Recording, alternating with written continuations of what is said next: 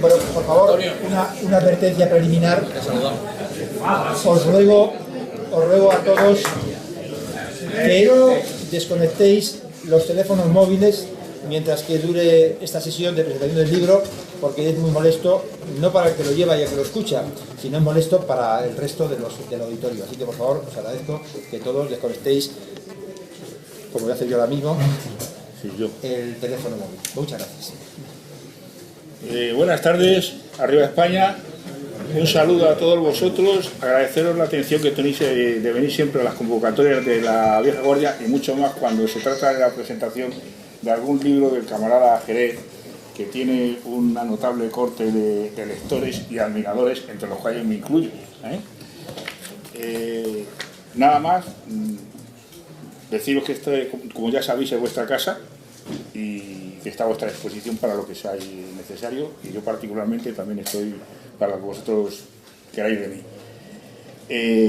Primeramente va a hablar camarada Norberto Picó, jefe nacional de Falange Española de Arjons, que hoy va a hablar como descendiente de un camarada extremeño, y dada que la presentación del libro de hoy versa sobre la falange extremeña, pues nada mejor que alguien así, y además por su descendencia, por su amplio conocimiento de lo que es la falange y del notable esfuerzo que está haciendo por que todos los falangistas marchemos juntitos, que sería muy deseable.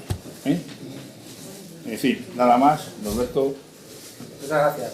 Bueno, daros las buenas tardes a todos, y rápidamente pues el capítulo de agradecimientos, ¿no? En primer lugar, gracias a Carlos Batres, en nombre de la Hermandad de la Vieja Guardia, que como siempre pues cede sus instalaciones para estos eventos de tipo cultural que tan necesarios son también para los falangistas, ¿no? Y dar también las gracias, como no, al profesor José Luis Jerez, que tuvo la amabilidad de pedirme que le acompañase en este acto de presentación de uno de sus libros. Y que es cierto que la trayectoria de este libro, más o menos, la conocía, ¿no? Porque pudimos coincidir hace algunos años, cuando él ya estaba preparando esta obra, y al enterarse que bueno, yo tenía ascendientes extremeños, pues le interesó más todavía el hacerme partícipe de este trabajo que estaba realizando. La verdad que yo no tengo ningún mérito académico al menos, para acompañar al profesor Jerez esta tarde aquí, y las dos únicas circunstancias que hacen que me pueda acompañar es, por una parte, que soy falangista, y por otra parte, que soy hijo, nieto, bisnieto y hasta donde yo haya investigado de extremeños, ¿no? Entonces, la coincidencia de ambas cosas es lo único que justifica que yo pueda estar dirigiendo unas palabras antes de que lo haga el autor de este trabajo, ¿no? La verdad que son dos hechos casi casuales, ¿no?, los que emparentan a mi familia con la falange en Extremadura, ¿no? El primero de ellos, seguramente el más tangencial de todos, es la coincidencia en que uno de mis abuelos, mi abuelo materno en este caso, fuese natural de Cilleros, en el norte de la provincia, casi en la raya con Portugal, que es la localidad de nacimiento de otro de los históricos de la falange, Nicasio Álvarez de Sotomayor, que como todos vosotros sabéis, fue uno de los fundadores de la Central Obrera Nacional Sindicalista, el sindicato falangista, ¿no? En este caso no puedo decir que la coincidencia de este abuelo mío fuese ideológica, pero sí entiendo que tuvieron que conocerse. Lo desconozco, pero tuvieron que conocerse porque Cilleros es un pueblo muy pequeñito, y siendo ambos coetáneos, pues es de entender que se tuvieron que conocer, aunque no coincidiesen ideológicamente, porque este abuelo mío se decía de sí mismo liberal, ¿no? Con lo cual pues no serían conmilitones. Este Nicasio Álvarez de Sotomayor es uno de los personajes en los que se hace carne el patetismo de la historia española en general de los años 30, y en concreto el de la falange, ¿no? Porque como sin duda recordaréis, Nicasio Álvarez de Sotomayor llega a las Jons procedente del anarquismo, a donde había llegado procedente del comunismo, y después de las Jons se incorporó a esa unidad de falange española con las Jons, pero más tarde también con los problemas que hubo en la organización con Ramiro Ledesma y algunos otros de los camaradas fundadores, pues salió de la organización y fijaos hasta dónde llega el patetismo, para aquellos que no lo conozcáis o no lo recordéis, que finalmente Nicasio Álvarez de Sotomayor pues muere víctima del bando nacional, porque con su salida de Falange Española de Fons colaboró con los socialistas en escala municipal en su pueblo, en Cilleros, y finalmente pues murió los prolegómenos de la guerra civil, los primeros días, víctima del bando nacional, por lo cual fijaros si el patetismo de la historia de la Falange en general y de España en particular se puso de relieve en esta figura de Nicasio Álvarez de Sotomayor. Y la otra coincidencia en el tiempo tiene que ver con mi otro abuelo, mi abuelo paterno en este caso, que este sí se afilió a Falange Española. Y digo que es casual porque, claro, muchos entenderéis que no es una casualidad que su nieto sea falangista cuando el abuelo lo era. Pero yo creo que sí lo es, porque yo me entero de que mi abuelo fue falangista, y es más, camisa vieja, cuando yo ya había firmado mi solicitud de afiliación a Falange Española Independiente, que es la primera organización falangista en la que yo milité. Con lo cual sí que puedo decir que fue casualidad, o no, porque supongo que a raíz de que mi abuelo lo fuese, a mi padre también le interesaría, y por eso pudieron estar en mi casa las obras completas y tantos otros libros de la Falange que finalmente pues, me hicieron falangista a mí, ¿no? Bueno, pues mi abuelo paterno se afilia a Falange Española, tengo por aquí la fecha, en febrero de 1934, ¿no? Y justo un mes antes de la unidad con Hons, ¿no?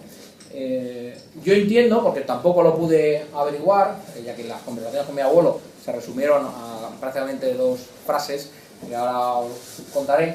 Yo entiendo que mi abuelo acudió a aquel meeting, ¿no? Porque era muy habitual, según bueno, pues historiadores como el profesor Jerez nos relatan habitualmente, que después de acudir a un acto de la Falange, en sus primeros años, fuese cuando la gente solicitase su ingreso en la organización, ¿no? Entonces, siendo mi abuelo cacereño, estando ese día José Antonio Primo de Rivera en Cáceres, pues no debe ser casualidad que se afiliase a la Falange. El caso es que en ese meeting de José Antonio en Cáceres ocurre, como con tantos otros que podemos leer en el fundador de la Falange, José Antonio Primo de Rivera, que en muy pocas líneas pues, se resume el ideario de la Falange, ¿no? Y yo entiendo que fue ese resumen, ese todo, lo que enamoró a mi abuelo, como me enamoró a mí unos cuantos años más tarde y me sigue enamorando, ¿no?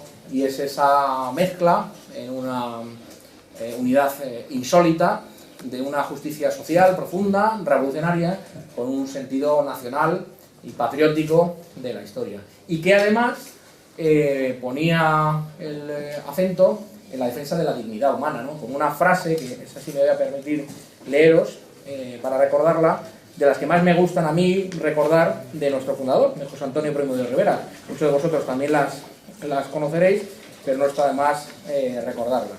Y son aquellas en las que se refiere a lo que fue España-América. Recordar que estaba en tierras extremeñas, por lo tanto, en tierra de conquistadores, y era muy oportuno glosar a qué es lo que fue España-América. Entonces, decía José Antonio que España fue a América no por plata, sino a decirles a los indios que todos eran hermanos, lo mismo los blancos que los negros. Todos, puesto que siglos antes, en otras tierras lejanas, un mártir había derramado su sangre en el sacrificio para que esa sangre estableciera el amor y la hermandad entre los hombres de la tierra. España supo entonces lo que es la libertad, no la de ahora, que solo sirve para escribir líneas sucias en los periódicos, sino la libertad que corresponde a una patria unida y fuerte. Pues estas palabras, que entiendo que enamoraron de la Falange a mi abuelo, a mí me siguen enamorando cada día de la Falange. Por eso no puedo más que agradecer a personas como el profesor Jerez que se tomen el interés, la molestia y la dedicación de estudiar de forma tan concienzuda la historia de Falange Española, ¿no? Con José Luis Jerez se puede disentir o se puede no estar de acuerdo en alguna de las conclusiones a las que llega. Yo, de hecho, disiento en algunas de ellas. Pero, desde luego, es de agradecer bueno, pues la labor que hace de documentación, una labor de documentación que, desde luego, pues, constituirá un legado para las futuras generaciones de falangistas que esperamos que sean muchos y provechosos. Eso es todo y dejo paso al profesor Jerez. Muchas gracias.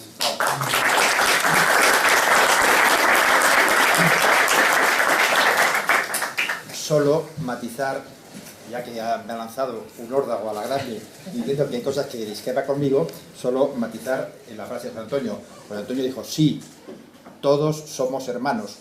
Lo que no dijo es que hay algunos que son primos, como nosotros. Bueno, dicho esto, vamos a entrar de broma. En primer lugar, es tradicional, es de educación, es de cortesía daros a todos los que estáis presentes en este auditorio las gracias por vuestra presencia y por vuestra asistencia. Y además hay una asistencia muy especial, que es la nieta, Marquesa de la Paz, la nieta del que fue, y me da una alegría enorme, del que fue jefe provincial de la Falange de Badajoz, nombrado por José Antonio Primo Rivera. Así que, Guadalupe Carrasco, muchas gracias por tu asistencia. Ah, no, eso por supuesto. Bueno, a todos los demás, que somos amigos y camaradas, pues muchísimas gracias. También, y quiero empezar mi intervención con el agradecimiento expreso, singular, directo, al reverendo padre Ángel David Martín Rubio, que ha escrito un magnífico prólogo que orla y engalana la obra, por ser, sin ningún género de dudas, hoy en día, Ángel David Martín Rubio, el mejor historiador contemporáneo de Extremadura en la actualidad y el más sabio e ilustrado conocedor de los hechos de nuestra cruzada de liberación nacional. Aunque no está presente porque estamos en una época terrible de bodas, comuniones, bautizos, bueno, él es párroco y le ha sido absolutamente imposible venir, pero sí que me ha encarecido que os dé a todos un fuerte, grande y evangélico abrazo. Escribí con una ilusión tremenda esta obra de la Falange en la tierra de los conquistadores, porque mis vínculos con Extremadura son muy fuertes. Yo tengo, digamos, pues una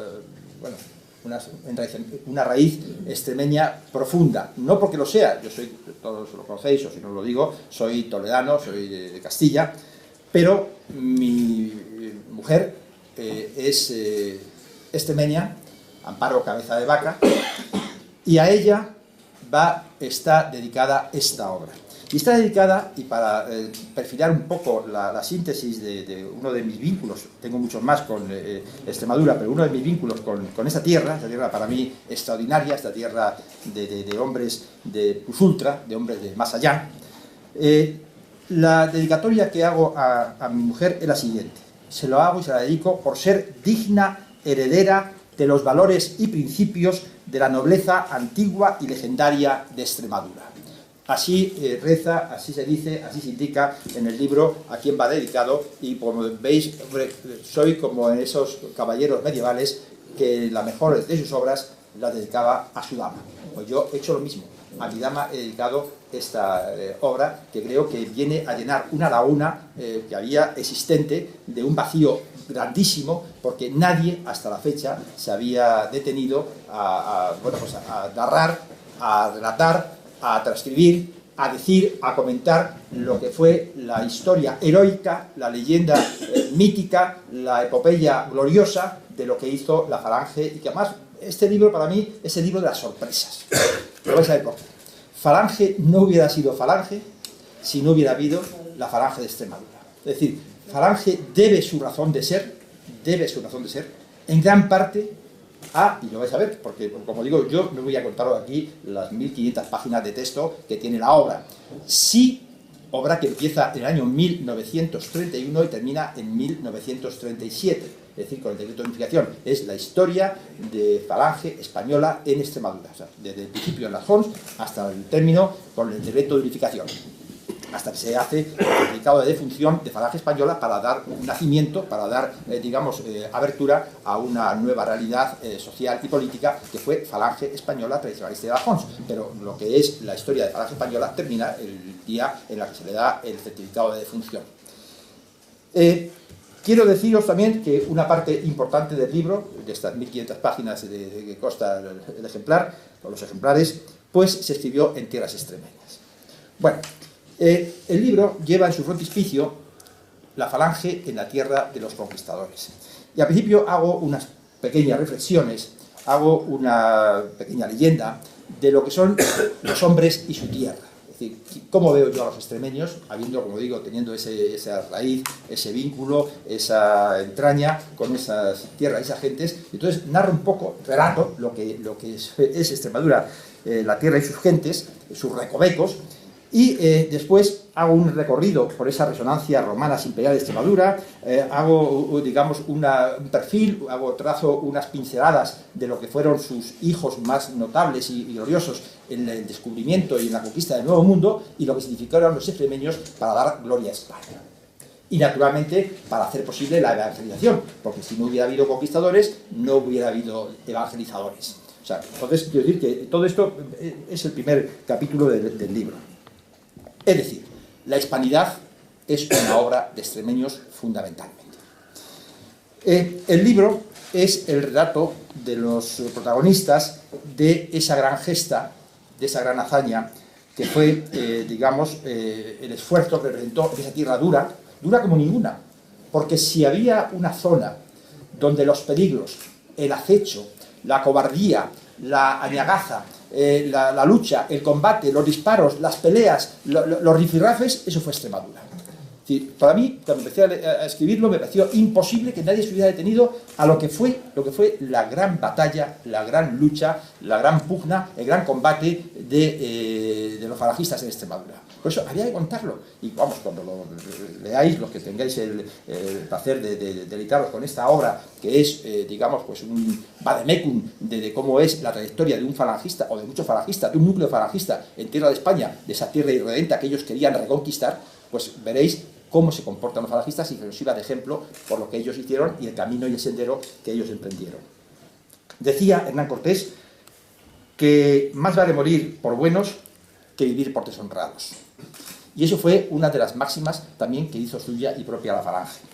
Y cuyo espíritu se grabó también en otro lema, en el lema de Pedro de Valdivia: para quien la muerte menos temida da más vida. Esto es fantástico. Es decir, la muerte menos temida da más vida. Solo aquellos que se quieran arriesgar, solo aquellos valientes. O sea, la falange es una agrupación de hombres valientes, de hombres esforzados, de hombres bizarros. Y si no, sobran. Es decir, aquí cobardes, acomodatizos. Sí, cuando hablo de hombres yo no digo ciudadanos, ciudadanas, miembros ni miembros. No soy de los maricones actuales. O sea, yo cuando digo hombres me refiero a todos. Género humano. A género humano. Bueno, en estos parajes extremeños de descubierta y de cepas de descubrimiento, la historia de la falange que aquí se narra está escrita en clave de sorpresa y de hallazgo, que vosotros mismos vais a desvelar y vais a acompañarme en algunas, digamos, en algunas anécdotas enormes, tremendas, trascendentales, que vais a ver lo que fue la falange y vamos, y como os decía hace un momento, José Luis está exagerando, porque quiere, digamos, presentarnos un libro, una obra magna. No exagero. Sin el concurso, sin la participación de los extremeños, falange no hubiera siquiera sido lo que es, ni lo que fue. En el año 1931 vamos a empezar ya a ver sorpresa tras sorpresa. O sea, voy aquí simplemente a sacar una serie de perlas del libro para que vosotros digáis, pero hombre, pues sí, pues eso no lo sabía. En el año 1931, fijaros que en aquel año los extremeños tenían el 60% de personas de su territorio analfabetas. Lo digo, era una región eminentemente agrícola, con un índice de analfabetismo quizá el mayor de toda España. Tenía algo más de 1 millón de habitantes, la población de entre Cáceres y Badajoz no llegaba a 1.200.000 en el año 1931, y parto del 31 porque es cuando nacen las FARC. Y por eso parto de esa fecha, bueno, pues para coger un arranque y un principio de lo que fue la falange en Extremadura. Bien, las FONS nacen a través de pasar primero por una experiencia periodística importante, la conquista del Estado y el manifiesto de la conquista del Estado. Bueno, pues si yo os digo que en la conquista del Estado hay una persona que se llama, evidentemente es una persona tan conocida que cuando hagan mención a su nombre, pues hombre, pues sí, que se llama, aparte naturalmente de Ramiro Ledesma Ramos, se llama Ernesto Jiménez Caballero, decir, hombre, pues sí, pues Ernesto, que además Ernesto Jiménez Caballero era, como él mismo se definía, el protofascista, el hombre que trajo a España las ideas innovadoras del nuevo fascismo europeo, la nueva catolicidad que decía él, en fin, todo aquello. Claro, ¿quién sabe de dónde son las raíces de Ernesto? Hombre, creo que todos estaréis de acuerdo conmigo que Ernesto Jiménez Caballero tuvo una importancia decisiva en la aportación ideológica primero del Manifiesto del Estado, después de las Homs y después en Falange Española. Pues eso es indudable. Es decir, la figura de Ernesto Jiménez Caballero podrá ser controvertida, pero de luego es inequívoca. ¿De dónde procede Ernesto Jiménez Caballero? Pues es extremeño. Ernesto Jiménez Caballero es extremeño. Es extremeño en parte, por parte de los caballeros, por parte de madre, porque por parte de Jiménez es toledano. Con él tuve yo muchas, muchas anécdotas. Tuve la gran suerte de tener bastante amistad con Ernesto, inclusive hasta en Fuerza Nueva, en una conferencia, la primera conferencia que dio Fuerza Nueva, el presentador de Ernesto Jiménez Caballero fue un jovencito, José Luis, de 18, 19 años de edad, o sea que vamos, la locura de la juventud, o el dulce pájaro de juventud, o no sé qué será aquello. Vamos, allí estaba don Ernesto Jiménez Caballero y estaba José Luis presentando a Jiménez Caballero. Oye, Jiménez Caballero era de un pueblecito al norte de Cáceres que se llama Aldanueva Aldanueva del Camino. Aldanueva del Camino es un pueblo que está cerca del Valle de Montemayor, donde está la sepultura, donde están los antepasados, donde están los ancestros de Ernesto Jiménez Caballero, que, como digo, por parte de Jiménez era toledano, y además que me decía, bueno, si tú y yo somos parientes, no tengo ningún grado de parentesco con Ernesto. Yo decía, Ernesto, no hay ninguno. Dice, sí, mira, tú eres de Toledo, yo soy de Toledo. Tu mujer es de Aldanueva del Camino. Yo, mi familia también es de Aldanueva del Camino. Tu mujer es florentina. La mía es también florentina. Mi mujer se llama Florentina. Yo estoy casado, vamos, en segunda nupcias ahora. Yo decía, bueno, eran sus elucubraciones, eran sus, digamos, sus idealismos, eran sus visiones, era un visionario. Entonces, bueno, él quería sacarme de tal manera que Jiménez Caballero se empeñó en que éramos parientes y así. Y tengo libros y tengo documentos que siempre me firma a mi pariente, me hizo parentela por casi por cooptación, pero no por otra cosa, vamos. Bien, lo que quiero decir es que, primera sorpresa, Ernesto Jiménez Caballero, pieza y eje fundamental en la falange, pues tiene unas raíces y unas cepas extremeñas indudables. En cuanto a... ya no voy a hablar de Nicasio Aba de Tomayor, porque uno de los que se apuntó, se inscribió y se afilió a las Homs en 1932 fue Nicasio Aba de Tomayor de Cilleros. Venía, he hecho una pequeña, digamos, sinopsis, pero, hombre, tuvo importancia. Fue uno de los fundadores de las Homs, amigo personal de Ramiro Ledesma. Y además se presentó, Nicasio Aba de Sotomayor se presentó de candidato en las elecciones, en la candidatura por las Homs, en 1933 por la provincia de Cáceres. Se presentó en la candidatura y cuando hicieron un acto en Cáceres para, digamos, pues para promover y para promocionar y para acto de campaña de la candidatura, pues allí se presentó Ramiro Ledesma, Guillén Salaya, el hermano de Juan Aparicio, Diego Aparicio, que son los que organizaron el acto, y resulta que el Nicasio Aba de Tomayor no se presentó, pero hombre, o sea, no se presentó, o sea, empezó. ¿Y por qué no se presentó? Pues muy sencillo, porque no podía presentarse. ¿Y por qué no podía estar en Cáceres ese día? Pues porque estaba en la cárcel. Sí, porque había, pero no por cuestiones de la Homs, sino por toda su trayectoria cenetista, revolucionaria, sindicalista, y en fin, por todas las cosas que hacía, y que eran muchas, y que bueno, eran muy graves algunas de ellas, pero bueno, estaba. Entonces, digamos, le representó, le hizo la propaganda, difundió el ideario de Nicasio Aba de Tomayor, el propio Ramiro de Ledesma Ramos, en Cáceres. Pero, ¿sabéis que cuando se fundan las Homs, y voy a seguir un poco las sorpresas de la relación, la importancia de Extremadura en la configuración de falange, cuando se fundan las Homs, se rige por un sistema de triunviratos. Y si yo os hiciera ahora mismo un examen, viejos falangistas, nuevos falangistas, estudiosos de la falange, y os dijera, ¿Y quién formó el primer triunvirato de las Hons? Hombre, seguro, segurísimo, que el 100% de lo que estáis escuchando diría, pues hombre, Ramiro de Marramos, perfecto, Onésimo Redondo, perfecto, ¿y el tercero? No, hablamos de las Hons, de las Juntas de Ofensiva Nacional Sindicalistas. El tercero, pues os voy a decir quién fue el tercero. No, no lo sabéis, vamos, porque es que no se dice nunca, parece que vamos, no ha existido, y ha sido del triunvirato ejecutivo central, ha sido uno de sus miembros. Pues el tercero se llamaba Francisco Jiménez. Francisco Jiménez. Es decir, Francisco Jiménez, y la primera vez en mi vida que escuchamos poesía, eran Ramiro, Onésimo y Francisco Jiménez.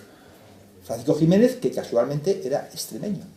Francisco Jiménez, que era sorpresivamente natural de Almendralejo, ese pueblo que ha hecho famoso porque fue donde celebró sus bodas la pájara esta de Asturias, esta paloma de Asturias. Bueno, pues a ese caso, bueno, lo digo para que ubiquéis de dónde era. Bueno, pues Francisco Jiménez pues era natural de Almendralejo. Era un trabajador que había vivido algunos años en Alemania, había asistido al nacimiento del movimiento nacional socialista, había visto pues, la esvástica desfilar por las calles de Múnich y por no sé qué, y bueno, y formó poco tiempo, es cierto, pero que oficialmente en el triunviro ejecutivo central, una de las tres patas para aquel banco que se empezaba a levantar sobre ese triunvirato era justamente un hombre de Almendralejo, Badajoz. De todas maneras, ¿cómo empieza? Bueno, cuando se celebra el único Consejo Nacional de las Hons, otra sorpresa, el único Consejo Nacional de las Hons, que se celebra en Madrid en febrero del 34, cuando se decide la unificación con Falange, eran 11 consejeros, nada más, 11 consejeros. De los 11, 3 eran extremeños. Y de los 3 extremeños, el que tenía más, bueno, estaba, como he dicho antes, Jiménez Caballero, estaba el que en Zafra, el jefe local de Zafra de las Hons, que realmente era, Bernardino Olivera, y estaba Nicasio Abáez de Tomayor. Es decir, que de 11, fijaros que España es grande, qué casualidad, 3 extremeños. El porcentaje no es pequeño, la aportación de Extremadura a las Hons. ¿Cómo se forman las Hons en Extremadura? Hay 3 focos de atención, 3 focos de asentamiento. Por una parte, las Hons asienten a Extremadura, en primer lugar, en la torre de Miguel Sesmero, también provincia de Badajoz. Allí, un joven intrépido y de mucho carácter, mucho genio, un chico muy activo, se llamaba Eugenio Torres Rivera, fue seducido por las ideas innovadoras y revolucionarias de Ramiro Ledesma y militó en las Hons desde los primeros meses de 1932. Otro foco donde prendieron las juntas de ofensiva nacional sindicalista fue en Zafra. En Zafra en Zafra fue un incendio. Era el lugar donde había más honsistas de toda España. Porque Bernardino Olivera llegó a sindicar a 300 obreros. Era constructor, hacía obras para el ayuntamiento y llegó a encuadrar a 300. Decidme dónde hubo 300 en un mismo municipio, en este caso en Zafra, en toda España, donde hubo 300 obreros afiliados a las Hons. En ningún sitio. O sea, luego tuvo importancia las Hons. Y también, no podía faltar, también las Hons perdieron débilmente en Badajoz. El triunvirato de Badajoz estaba compuesto por el jefe del triunvirato, o el que dirigía el triunvirato de Badajoz, era un cura, el cura Soriano. Esto es imprescindible. Cura Soriano, al cual, y lo digo, lo cuento en el libro, en una carta, porque el libro está lleno de documentos, de cartas, de documentos reservados, de documentos secretos, de fichas. El libro es básicamente todo ello es un top secret. En una de las cartas que he descubierto, perdón, Miguel Ángel, ¿está tu madre contigo? No. Ah, no. Es que aquí había un sitio por si estaba tu madre que se sentara. Lo digo porque la madre de Miguel Ángel es una excepcional persona y una gran camarada, y vamos, me dolería que estuviera de pie y podría subir allí a la puerta. Bueno, os decía que en una, entre los hallazgos y descubrimientos, porque para mí ha sido esa aventura de mente, lo mismo que este medio de los nuevos mundos, ayuda a descubrir nuevos documentos, nuevas revelaciones, nuevos textos, nuevas circulares, nuevos hechos. Una de ellas es una carta que escribe Ramiro Ledesma Ramos, una carta larguísima, de 2 o 3 folios, reproducida íntegra en el texto, que escribe a Onésimo Redondo. Carta que ni siquiera figura en las obras completas de Ramiro. Es decir, las obras completas ya se pueden llamar las obras incompletas, como José Antonio. Yo tengo muchísimos documentos y muchísimos textos de José Antonio que no vienen en las obras completas de José Antonio. Son, luego, siempre las obras completas, hasta hoy día, siempre siguen siendo las obras incompletas de José Antonio. Pues bien, lo digo esto del cura Soriano, y ha venido a colación este relato, porque le pone muy mal. Le llega a decir Ramiro, vamos, no textualmente, pero sí en el sentido que se lo dice en la carta y lo escribe: ten cuidado con ese cura. O sea que el propio Ramiro decía: cuidado con el Soriano este, que no es muy de fiar. Quiere hacer una revista, quiere hacer muchas cosas, pero luego dice más de lo que hace. Bueno, más o menos viene a decir, pero es una carta interesante y que bueno, es una aportación que yo hago a través de este libro, pues para... en cuanto, fijaros, una cosa también curiosa, otra sorpresa. Sabéis que entre las cosas que hizo, la República hizo muchas cosas malas, hizo todo mal, vamos. No es que decir, no, se la puede perdonar en esto o lo otro, no. O sea, la República todo lo que hizo fue zafio, fue bajo, fue chabacano, fue criminal, fue, digamos, ruinoso, fue muchísimo peor que Zapatero, pero muchísimo peor. O sea, que quiere decir, fue ya lo peor de lo peor, fue la EZ y la PREZ de España. Pues fijaros que vosotros todos os ha quedado el tintín, os ha quedado un poco el soniquete del himno de Riego. Cambió la bandera nacional por una bandera con un color desteñido morado, ¿no? Porque los republicanos también se pusieron morados, acordados del Vita y lo que romanos. Es que ellos, el morado les gusta, a los republicanos les gusta. Bueno. Y también hicieron un himno nuevo, quitaron la marcha real, quitaron la marcha de granaderos y pusieron el himno de Riego como himno nacional. Pensad todos ahora mentalmente en el himno de Riego, que es como digo, va a ser una charanga, pues tiene una música muy pegadiza. Hubo un jonsista de Zafra, de los que estaban, entre esos 300 que estaban afiliados al grupo de Bernardino Oliva Olivera, que redactó un verso para el himno de Riego, que decía así, y lo voy a leer porque es curioso, lo digo, otra sorpresa que me lleva. Decía: unas turbas raspas de ladrones. Ir pensando en la musiquilla y va a salir perfecto. Yo voy a leer eso, pero queda perfecto. Unas turbas raspas de ladrones, que el poder hoy elevan su bien, que se hinchan robando millones, y los pobres no pueden comer.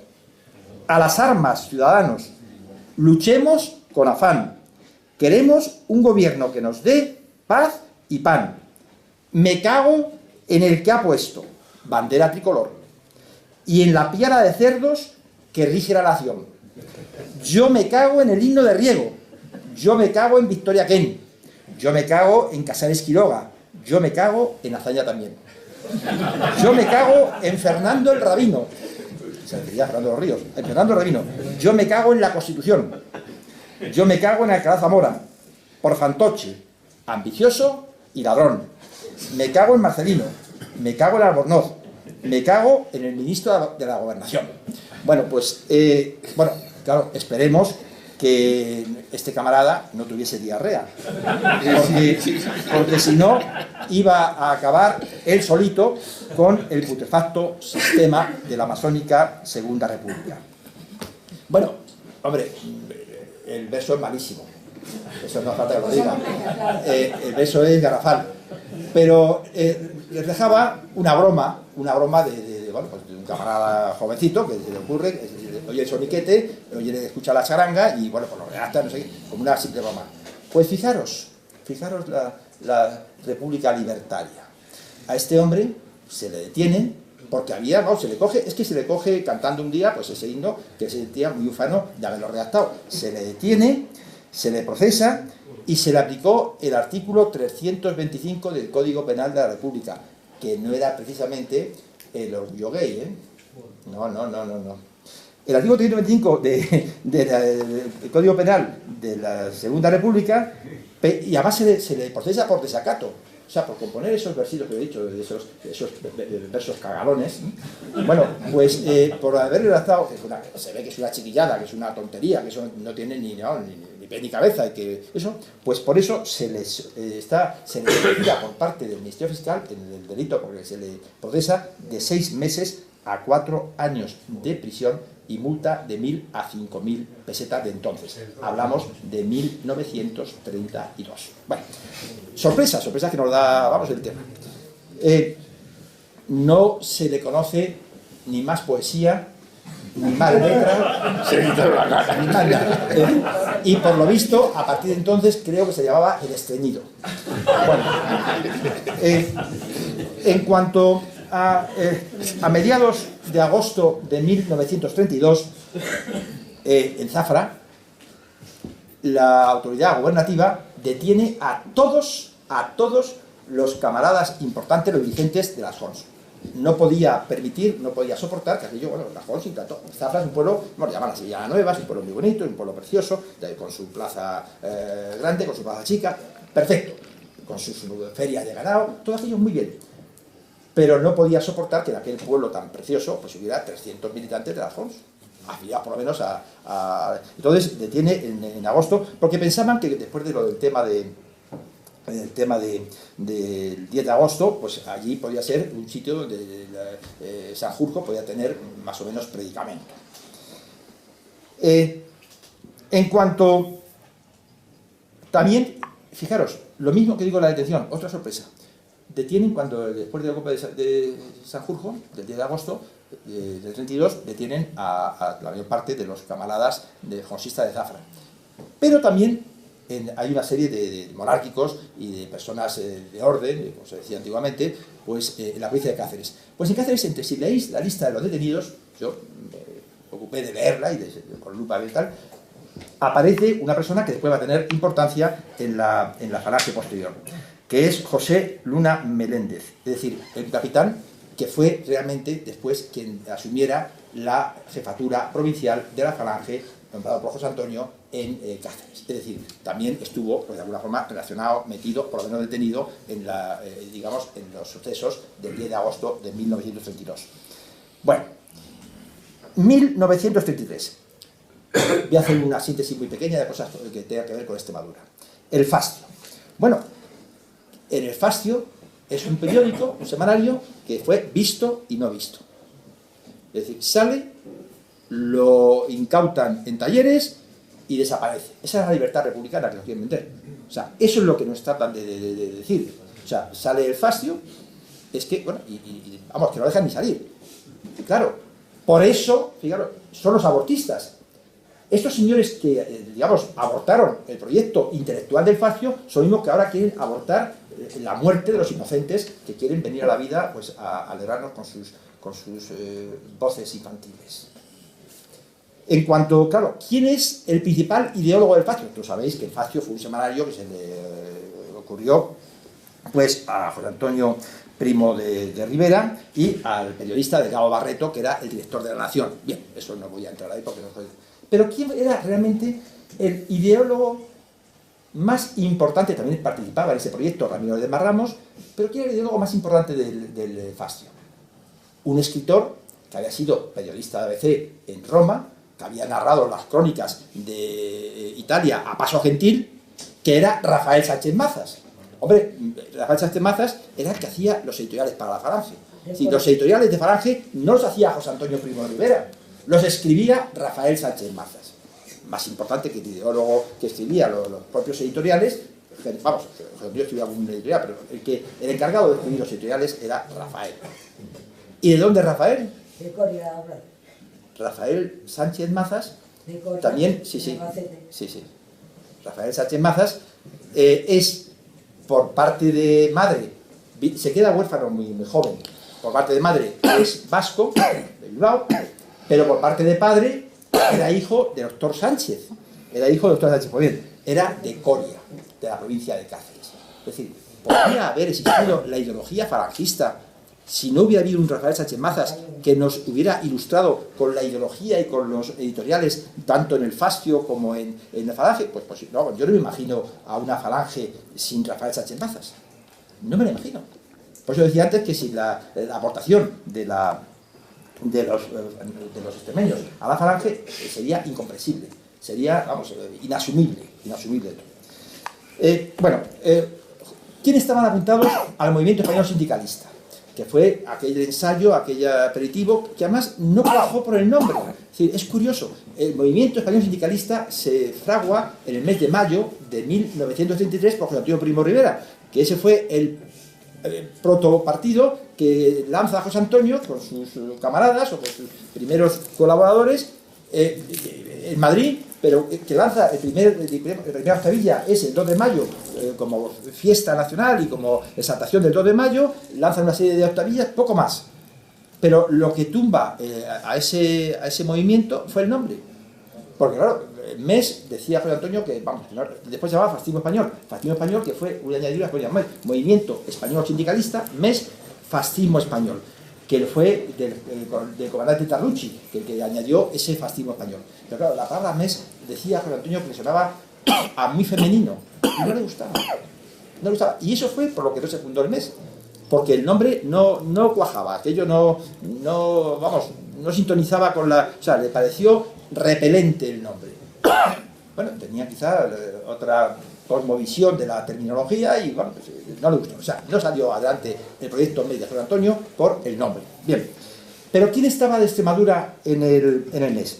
Bueno, pues entonces había dos personas afiliadas en contacto, en conexión con el MES. Una era Pacheco, es decir, Carlos Pacheco y Lerdo de Tejada, que era de Mérida, que había sido un antiguo diputado, primo riverista, había sido diputado por Badajoz, monárquico, y también había otro, que era un chico joven de 24 años, abogado, noble, intrépido, inquieto, que tuvo que ir a terminar su carrera de Derecho a Granada, porque estaba en Sevilla y los catedráticos rojos pues le tenían filado, porque era un hombre pues, que tenía las ideas muy claras, y él tuvo que irse a probar la última asignatura, pues el catedrático rojo dijo: usted aquí no va a terminar nunca su carrera, con los años de matrícula me voy allí y su asignatura la aprueba en Granada. Bueno, pues ese hombre que hace todo ese tipo de vericuetos y que está en Madrid preparando oposiciones a notaría, que estaba haciendo oposiciones a notaría, se llamaba Arcadio Carrasco, cuya nieta, su abuelo, sí, cuya nieta está aquí entre nosotros. En cuanto a Arcadio Carrasco, también estaba allí y se acompañó a José Antonio como abogado y se afilió al MES. Bueno, en cuanto cómo entró, fijaros, cómo entró el fascismo en Extremadura. Pues por un recluta, aquí que hay tan dignos y insignes militares de la milicia y del ejército español. Me refiero al general Piñar, me refiero al comandante Mena, me refiero al coronel Tello. Es decir, entró por un recluta. Es decir, el fascismo en Extremadura, otra sorpresa. Decir, bueno, pero ¿cómo que? Pues sí, un recluta. Había un recluta en campamento, que se llamaba Vicente Calles Perdigón y que era natural de Logrosán. Allí, estando de recluta, conoció al comandante Rodríguez Tarrucci. Y bueno, pues simpatizaron, hablaron.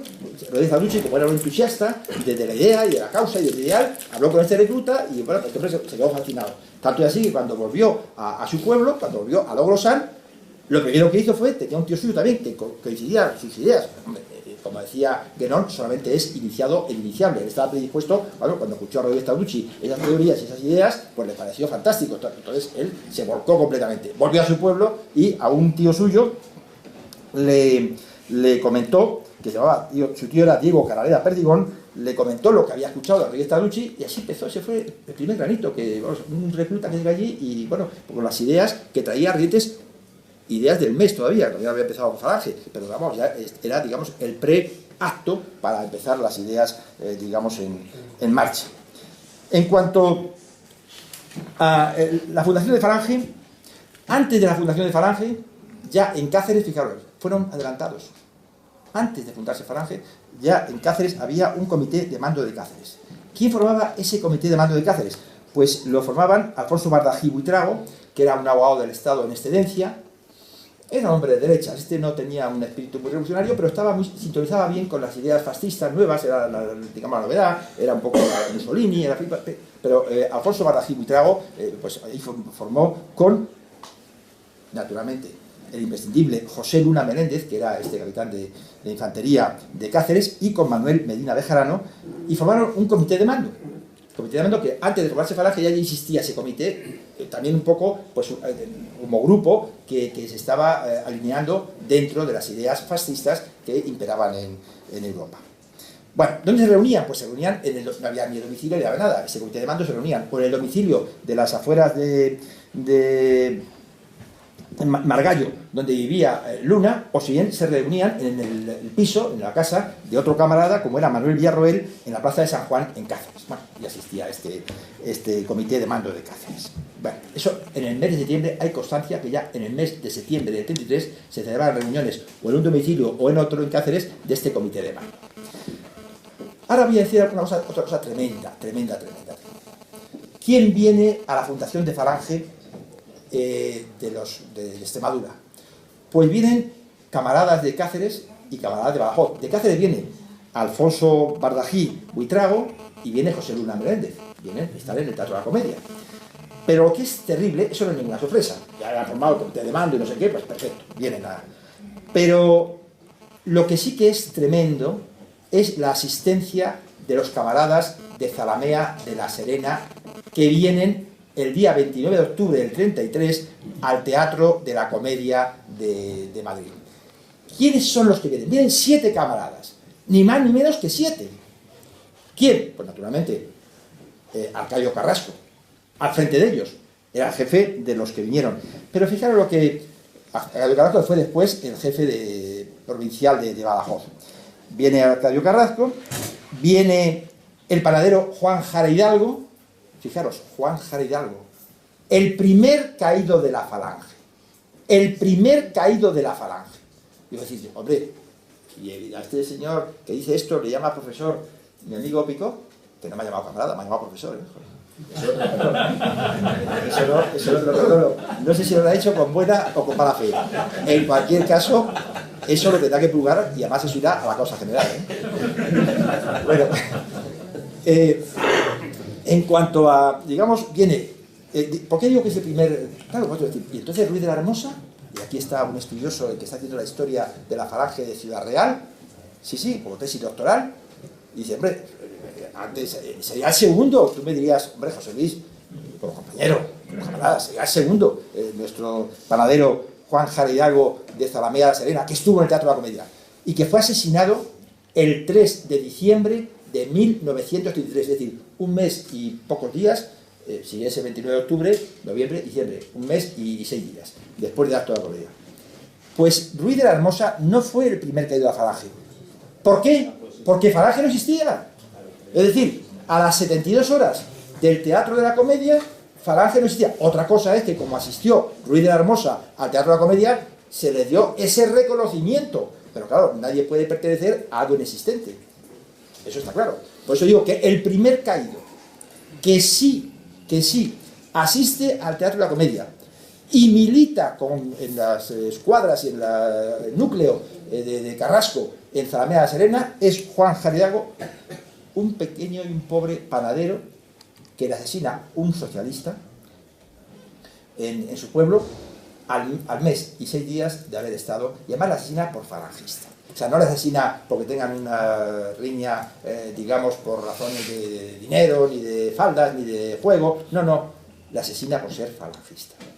Y además pasa una cosa, voy a decir otra sorpresa. ¿Sabéis qué dinero había en la caja de Falange en aquel momento? 500 pesetas. 500 pesetas.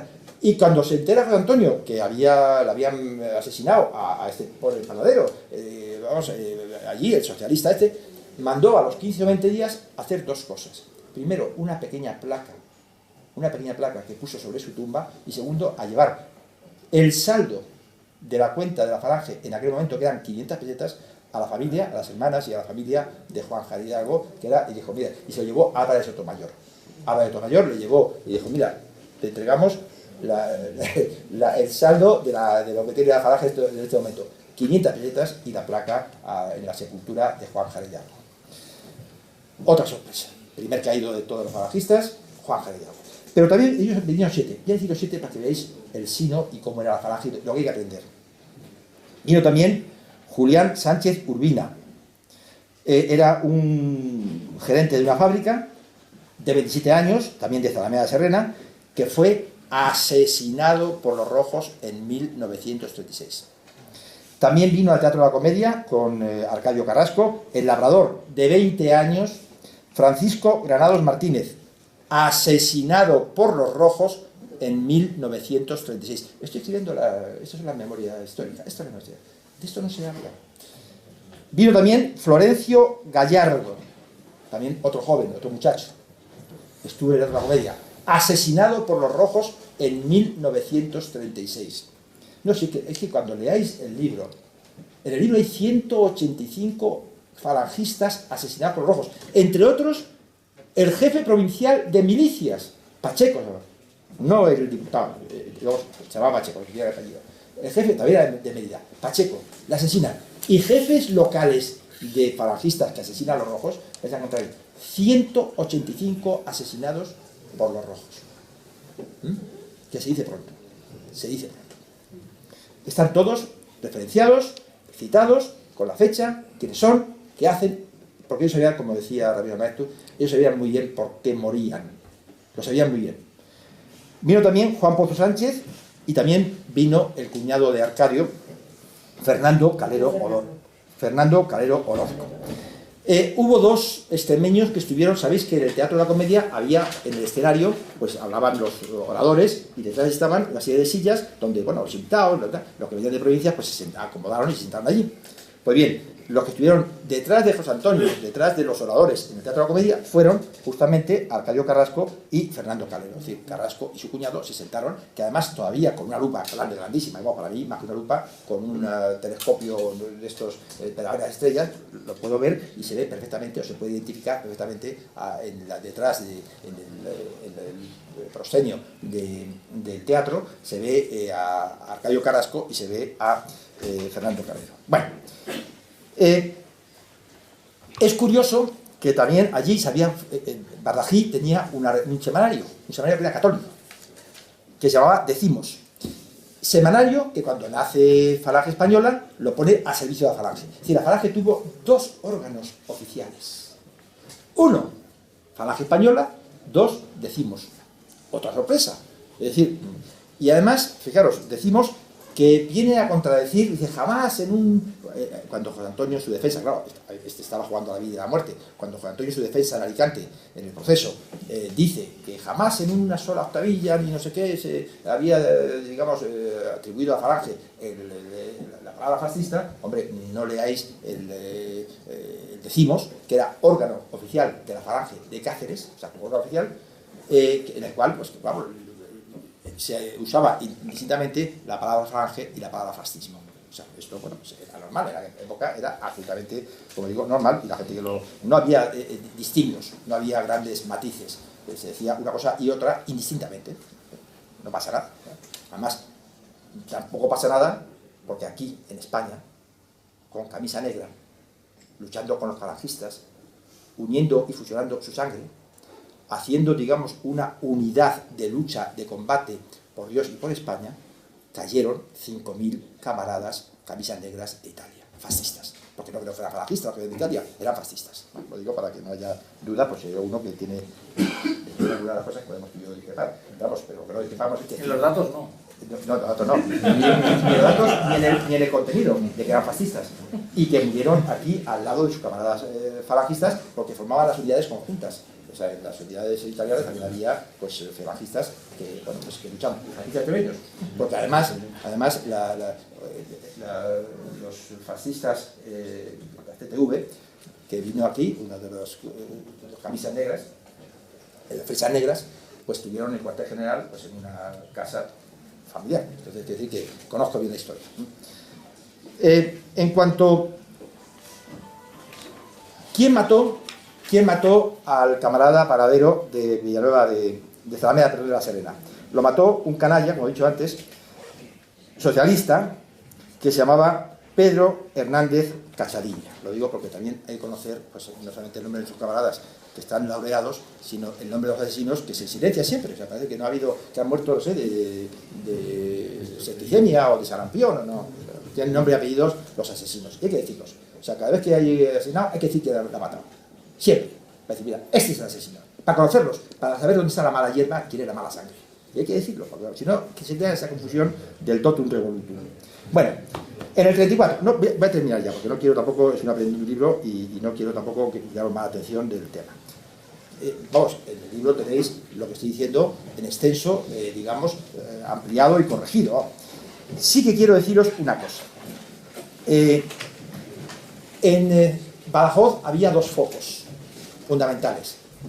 Don Benito, cuyo, digamos, mando estaba pues, llevado por Eduardo Ezquer, Gabaldón, y estaba Zalamea de la Serena, que estaba Arcadio Carrasco pues, al frente de sus escuadras. Fijaros que entre... otra pregunta. Claro, a nosotros, y quizá Eduardo Ezquer siempre sí decimos, bueno, el jefe de la falange de Badajoz, el delegado, ¿de dónde era? Otra sorpresa. Eduardo Ezquer no era extremeño. No era extremeño. ¿Y de dónde era Eduardo Ezquer? Eduardo Ezquer era aragonés. ¿Y qué hacía un aragonés en Extremadura? En Don Benito. Pues mirad, estaba desterrado. Estaba desterrado. O sea, ¿por qué estaba desterrado? Porque participó... eran tanto uno como otro, eran dos caracteres, tanto Arcadio Carrasco como Ezquer, era una lucha de águilas, porque entre ellos no había alquimia, y bueno, es que cada uno quería hacer más que el otro. O sea, era esa rivalidad, era el Madrid y el Atleti, a ver quién gana la taza, o sea, la copa. O sea, cada uno quiere ganar para sí mismo. No quiere decir que no sean buenos jugadores, que no se suden la camiseta, esto o lo otro. Lo que sí que es cierto es que, claro, cuando hay esa rivalidad por hacer más, pues a veces se crean choques. O sea, el Pedernal con el Pedernal hace chispas. Pues eso pasa un poco en la falange de Badajoz, que, bueno, pues eran dos camaradas, pues muy entregados en la lucha, y bueno, pues quizá a uno pues demasiado entregado y a Ezquer le terminó echando José Antonio Primo Rivera, ya lo veréis. Y además publico las cartas secretas, inéditas, recónditas, que jamás vi la luz, de manuscritas de Ezquer, en la cual se explica por primera vez cuáles fueron las razones que tuvo José Antonio para echarle de la falange y para tomar esa decisión. Es decir, vamos, como digo, el libro está lleno de resultados y de despejar enigmas que hasta ahora la falange no se había preocupado de descifrar. En cuanto a deciros una cosa, vamos, José Antonio va en el año 35, va a Don Benito. También, otra sorpresa, el primer discurso, que nos ha hecho alusión antes Norberto, de José Antonio en una capital de provincia después de fundar falange fue justamente en Cáceres. Porque cuando va el 4 de febrero de 1934, él acude a Cáceres, pero hasta ahora, ¿qué discurso había tal? Pues había ido a la Plaza de Toledo, pues a Mota del Cuervo, a no sé qué, a pueblecitos rurales. La primera salida en serio, el primer meeting que da José Antonio fuerte, ¿y con quién va? Va José Antonio, va Sánchez Mazas y va Ruiz de Alda y también representa a Barrají allí a Cáceres. Es decir, otra sorpresa, es decir, la primera ciudad que elige José Antonio es justamente Badajoz. Y voy a deciros ya, y para ir terminando, porque yo podía estar aquí pues hablando tiempo y tiempo, pero no quiero distraer más la atención, porque lo que no he querido es el día 24 de abril se celebra en Don Benito un meeting organizado por Ezquer y su gente, como hacía entonces, Ezquer y su gente. Ezquer y su gente, y también me dijo a ti, que había estado antes en Daimiel. Antes también, el día 24 de marzo del 35, había acudido con una centuria a Daimiel, porque allí hablaba José Antonio, o sea que también está relacionada el tema. Bueno, pues le pide en ese acto, a José Antonio le parece muy simpática esta visita que hacen porque además eran muy disciplinados, eran gente, vamos, era la guardia pretoriana, eran los prusianos, eran, vamos, aquello a José Antonio le admira. Cuando llegan a Daimiel, pues aquella, además después de haber hecho horas y horas y horas, aquello de viaje de Don Benito hasta Daimiel, en aquellas carreteras polvorientas de aquella España, y bueno, pues la verdad es que José Antonio se queda estupefacto cuando ve a aquellos, digamos, aquellos hombres rudos del campo, fuertes, disciplinados, entregados, enérgicos, y a frente de Ezquerra. Y le arranca el compromiso Ezquerra a José Antonio de que vaya a hablar a Don Benito. Y José Antonio acepta, y va el 28, el 28 de abril, es decir, al mes y pico de estar con él en Daimiel, va a Don Benito. Es en el campo de deportes, se hace a cielo raso, y allí va a hablar, fijaros, siempre va con la gente más importante de la falange. Interviene Eduardo Azquer, que interviene simplemente para presentar a los oradores, José Antonio, Raimundo Fernández Cuesta, Julio Ruiz de Alda y Manuel Mateo. Es decir, el jefe nacional, el secretario general, el jefe del sindicato, o sea, allí va lo mejor de lo mejor. Bueno, se desarrolla el acto sin novedad y allí otra sorpresa.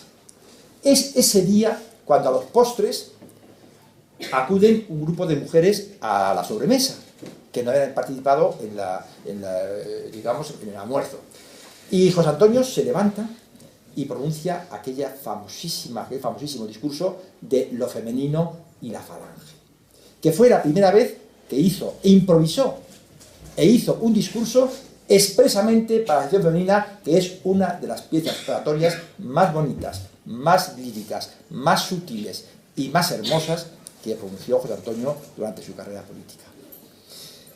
Pero os lo refiero a esto, y con esto voy a terminar, podría estar descargando anécdotas y sorpresas una tras de otra, lo que pasó después de aquel acto del cual relata y narra y pronuncia aquel discurso de lo femenino y la falange.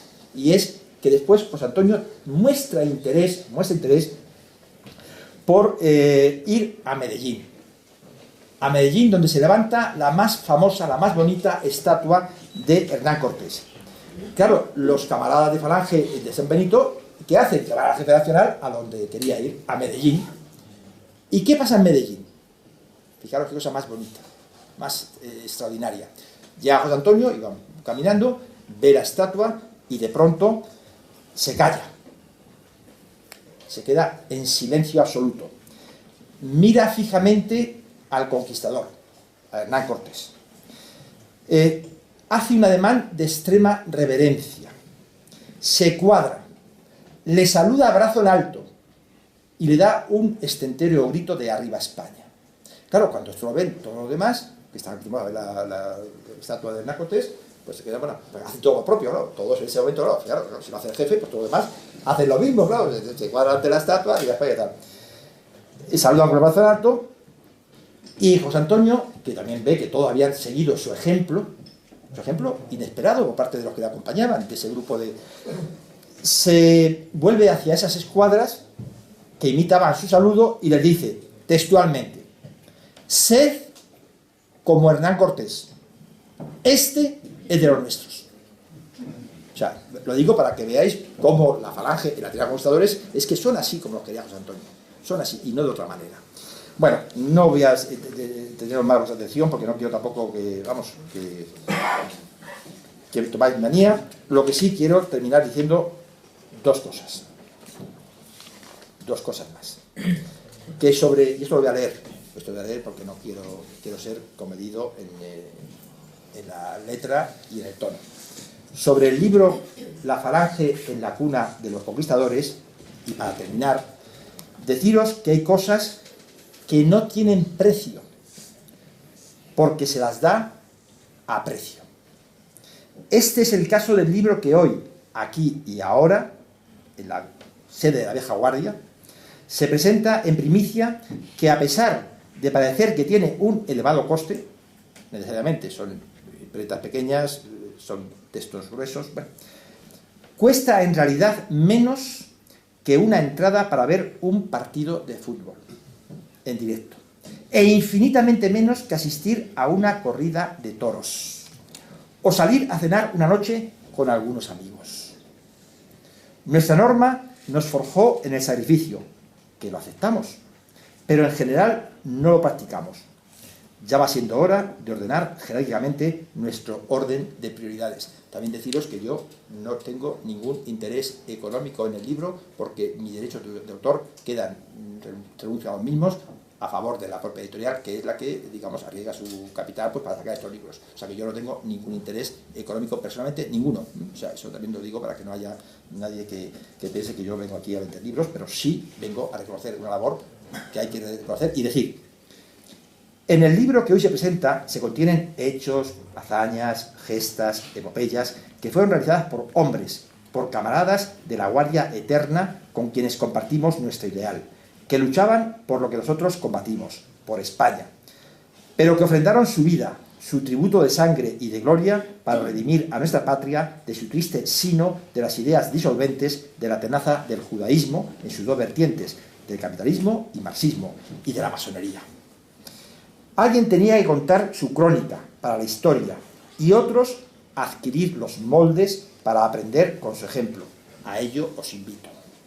Además, si somos consecuentes, si queremos que en España todavía queden Quijotes que se lancen a la aventura editorial de este tenor, no nos queda más remedio que acudir en su ayuda, para que sigan divulgando con tinta y pliegos las ideas y los hechos que nos dignifican, como hombres y como españoles. Y eso depende de nosotros, y nada más que de nosotros, de nuestra conducta y de nuestra razón de consecuencia. Para los españoles en general, pero para los falangistas que me escucháis, que es tanto como decir para los poetas de la Revolución, que seguimos creyendo en el libro y en el fusil, como elementos de edición, comencemos por los primeros, los libros, si queremos algún día empuñar las armas, como nuestros antepasados extremeños, con conocimiento de causa. ¡Arriba España! ¡Arriba!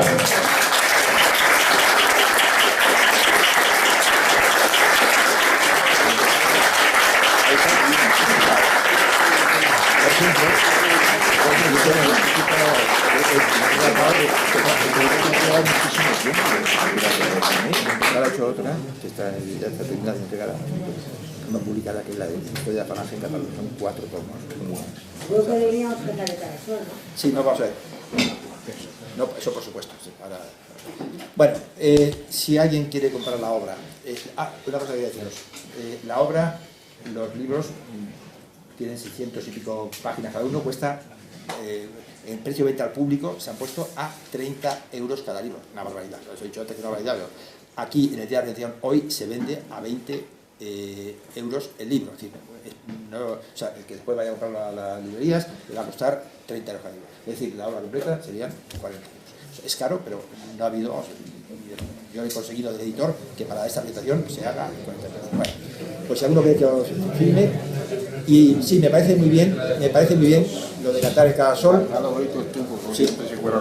No, lo de me parece bien cantar el Carasol, porque además, mirad, nuestros himnos nacionales no se tienen que silenciar ni se tienen que olvidar. Hay que proclamarlos y leerlos y cantarlos y entonarlos con todo el ímpetu y con todo el afán de nuestros corazones ardientes.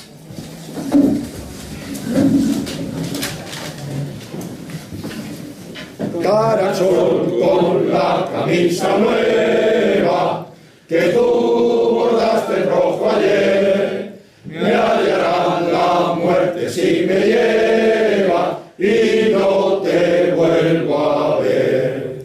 Formaré junto a mis compañeros que hace guardia sobre los luceros, impasible el ademán y están presentes en nuestro afán. Si te dicen que caí, me fui al puesto que tengo allí. Volverán banderas victoriosas al paso alegre de la paz y traerán prendidas 5 rosas las flechas de mi ar. Volverá a reír la primavera que por cielo, tierra y mar se espera. Arriba escuadras a vencer que en España empieza a amanecer. España. Una. España. Grande. España. Libre. José Antonio Primo de Rivera. Presente. Caídos por Dios y por España. Presente. Caídos extremeños en la lucha de la Revolución Nacional Sindicalista. Presente. ¡Arriba España! Arriba